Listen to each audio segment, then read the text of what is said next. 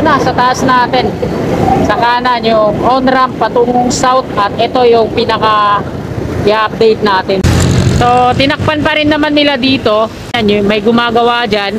Nagsusoil testing sila dito mga kasikap. Dito in-extend yung mga concrete barrier, no?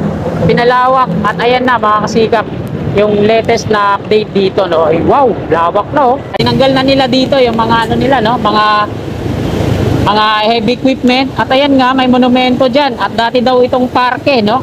Sa mga kasikap natin na dito nanirahan at nakasaksi dito sa lugar na to, no?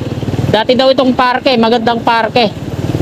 Nung nagkaroon ng Skyway, ito, ginawa nilang barracks. Sinimulan ko to, walang naniniwala sa paligid ko.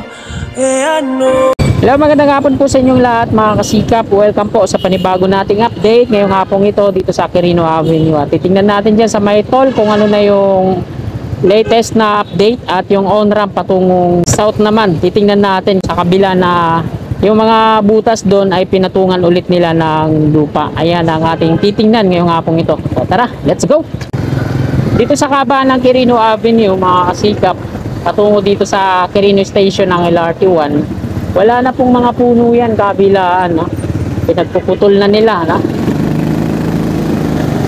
Mga malalaking puno dito sa Center Island, ayan, mga damo na lang yung nandiyan dyan. Wala na. Pati dito sa kanan, maraming puno din yan, nakahilera. So, para inihanda nila to para sa extension to Rojas Boulevard.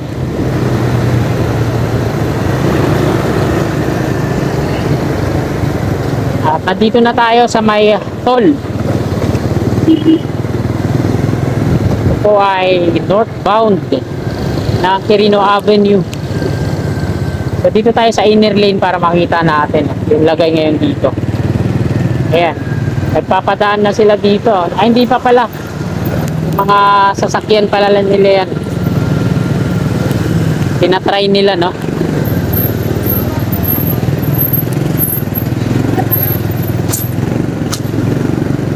So ayan, ang bukas pa rin dito ay on-ramp.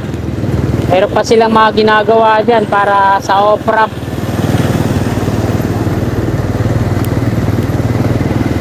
Dito naman sa ilalim, ayan yung sinasabi ko sa inyo, no? Sarado na. Kaya wala na mga meron pa rin nakakalusot sa loob, mga dwellers, no? Mayroong mga inigaan dun, eh. Saan kaya dumadaan yung mga yun?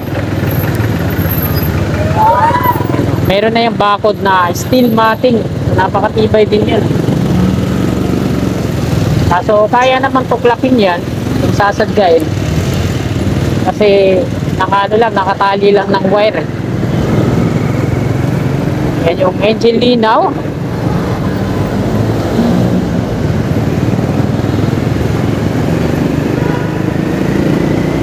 Ito naman yung Quirino Bridge.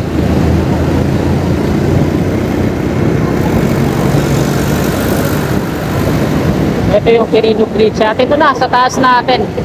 Sa kanan yung on-ramp patungong south. At ito yung pinaka i-update natin dito. Kung ano na yun nangyari sa kabila na tinakpan nila ulit yung mga hinukay nila na pagtitirikan ng mga pier ng on-ramp patungong south.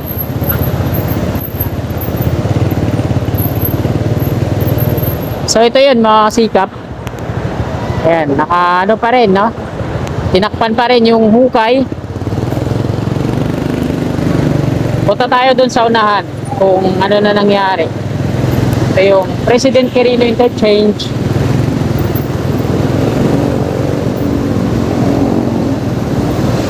At may gumagawa dito.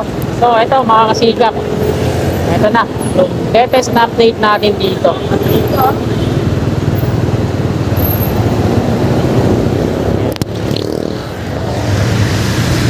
So tinakpan pa rin naman nila dito. Yung pangatlong hukay nila. Tinakpan pa rin ng lupa. At ayan, may gumagawa dyan. Ilan ba yan? 1, 2. So 3. Ay 2 lang yata. Nagsusoil testing sila dito mga kasikap.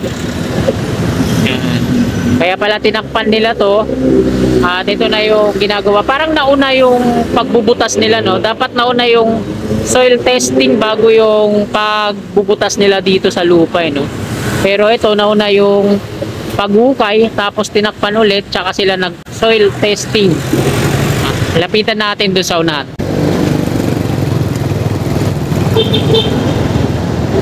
So ito yung mga gamit nila, no? Wala silang tarpaulin kung anong company yung nagso-soil testing dito. At dito nga sa pang-apat, tinakpan din nila ng lupa yan.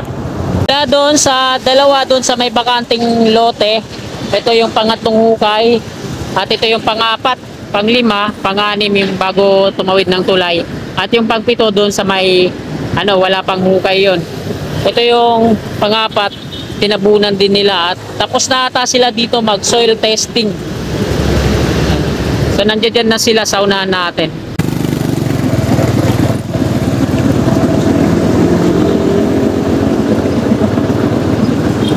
Dito, hindi tayo makakapagtanong. Busy sila eh.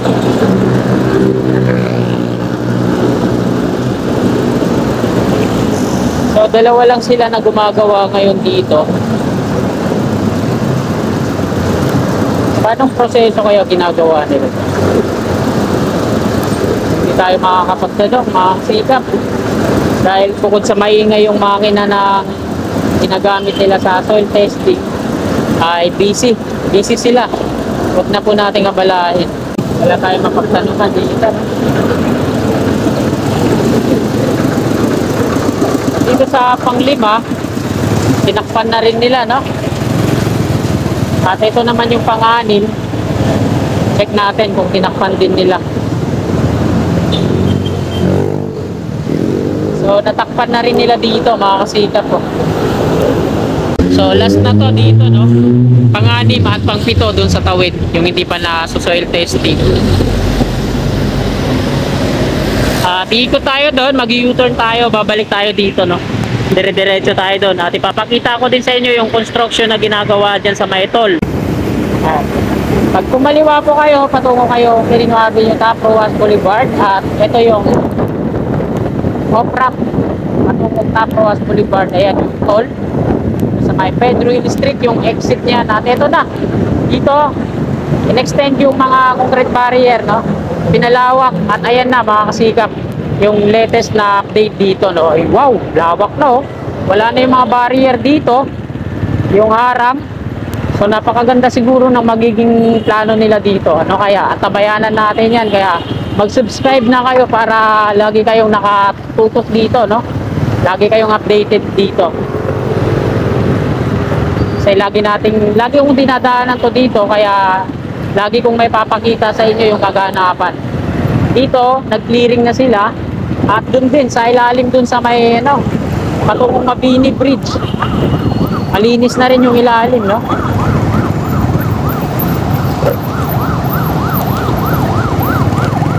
Ito yung mga galing dyan sa Atol. Dito sila nag-exit sa may Pedro Hill Street, Santa Ana Ferry Station. Kanan. Yan, patungong kanan, Pedro Hill Street, Santa Ana Ferry Station. Yan, patungong dito, no?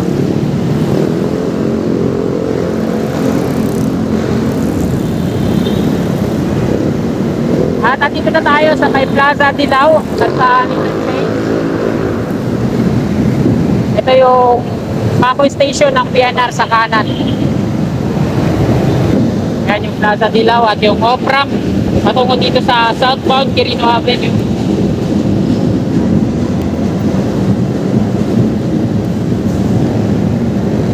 Ito pala yung nagtahan interchange.